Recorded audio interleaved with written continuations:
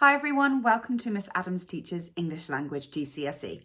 In this video, I'm going to be focusing on the writing section of paper 2. Doesn't matter which exam board that you are doing, if you have to write for a particular audience in a particular non-fiction genre like letter writing, speeches, articles, then this series of videos is going to help you. This particular video is focusing on how to make your argument and your content compelling, regardless of the form of writing you're doing. So I'm going to be taking you through some persuasive features and give you a model, something that's not particularly persuasive, and then something that is using all of those persuasive features correctly and in an engaging fashion. So without further ado, let's get started.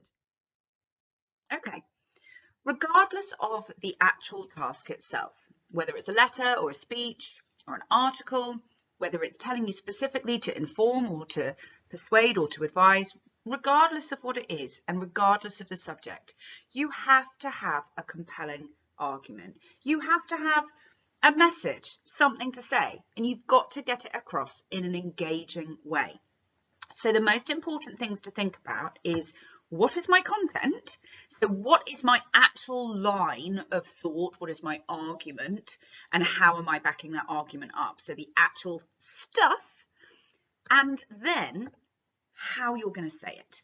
Okay, so these are the two things. What is my content and how am I going to say it? And if you're doing it right, just like any author, any writer, you're going to be crafting your features to be compelling and to be engaging. So you will have just sat through whatever your exam board is. You will have sat through the kind of more comprehension where you're writing on non-fiction texts or even fiction texts, and you'll have been thinking about the features that they use. Those features are exactly the kind of features that you're going to use. So you can start off by thinking about playing with structure. Okay, so here are some things that you might like to use, deliberately craft in your writing. So once you've decided on your content, you think, right, well, what am I going to get in? What features am I going to use to make my writing more compelling? So you're going to vary your sentences, and you're going to include some minor sentences, not too many. Sometimes people get a little bit overexcited about fragmented sentences or minor sentences. Use them very, very seldomly and for effect. In that same notion, you can have a one-sentence paragraph. You could have your minor sentence as your paragraph. That's one way to make sure that you are, in fact, using paragraphing. Because one quick way of decimating your marks is forgetting to paragraphs. So if you actually deliberately craft some one-word paragraphs and one-sentence paragraphs, you know that you are hitting those assessment objectives. But just like with your minors, don't do it all the time. Just do it once, twice max, just for effect, for like your boom source moment. You might use triads, or you might know them as list of three or rule of three. So that's always quite a persuasive thing to do, is say things in 3 different ways. 3 is the magic number. You can use repetition. That's a sort of fundamental one. You could use something like syntactic parallelism. Don't worry if you don't know what that means. That's a really high level one. It's slightly more A-level-y. But it's basically when the actual makeup of the sentence is repeated rather than the words. So for example, well, you're going to see an example in a moment, but you might have a sentence that is formed pronoun, verb, noun. And then your next sentence will also be pronoun, verb, noun. So it's the actual syntax that is repeated, not the words themselves. And always, we like to have counter arguments and contrasts. Okay, you've got obviously rhetorical questions in there as well. Imperatives are another really good structural device that you can use, particularly when you're being compelling, when you're sort of commanding your audience to do something. So those are the kinds of structural features that you would analyze in a text, and so those are the kind of structural features that you'll deliberately craft in your writing. Same thing goes for language. What would we want to get in? Alliteration is an absolute hard and fast feature of persuasive writing because it's catchy and it's memorable. Metaphor. I mean, obviously you're not going to want anything too complex and over the top, but engage your reader, your examiner, with figurative devices. So like metaphor, simile, personification. You might use exaggeration, otherwise known as hyperbole, if you're feeling fancy.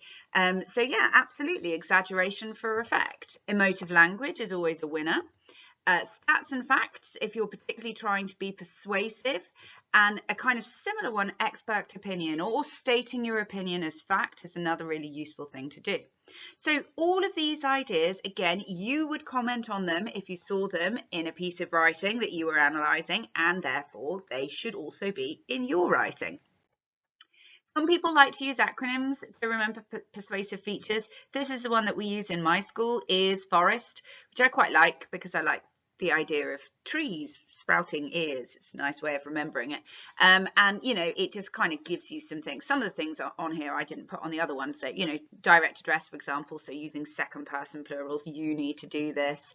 Obviously, rhetorical questions are a great one, but try not to overuse. Again, it sounds a bit much if it's rhetorical question after rhetorical question after rhetorical question.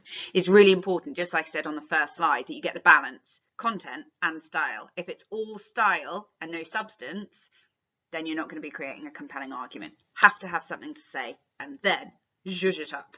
The good news is that quite often the writing tasks are linked in some way to the text that you've been studying in the first section, so you can use that as a sort of prompt, you know, to inspire you. You could even quote little bits of it if you so wished.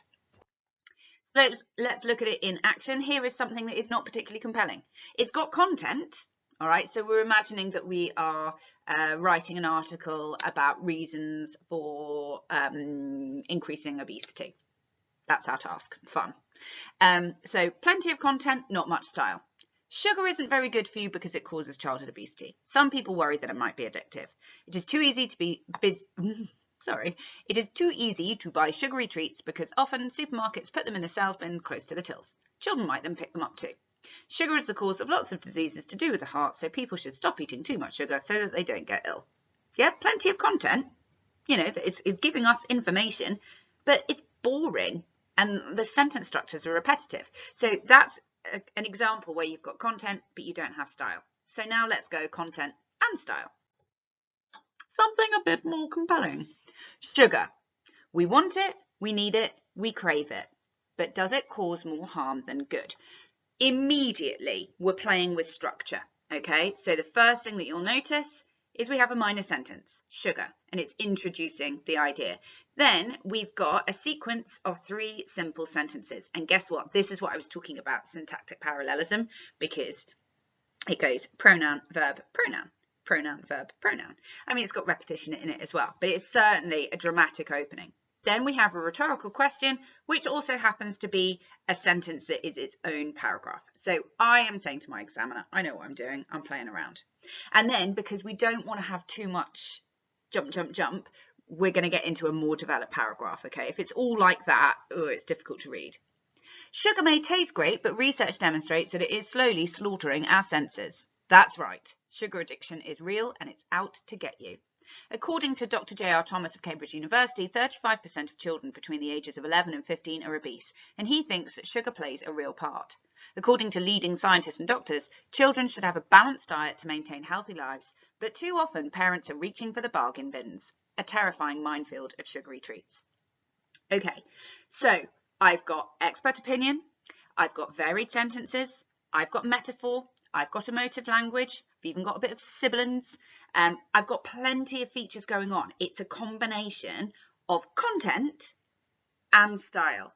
And what you almost need to do is think to yourself, look at my paragraph. What have I got? What have I not done? How exciting does it sound? How engaging? Now, depending on the task, it might not lend itself to something as zippy as this. That's fine. It doesn't have to be as zippy as this. If you get write a letter to your head teacher, then you know you're going to dial it down a little bit.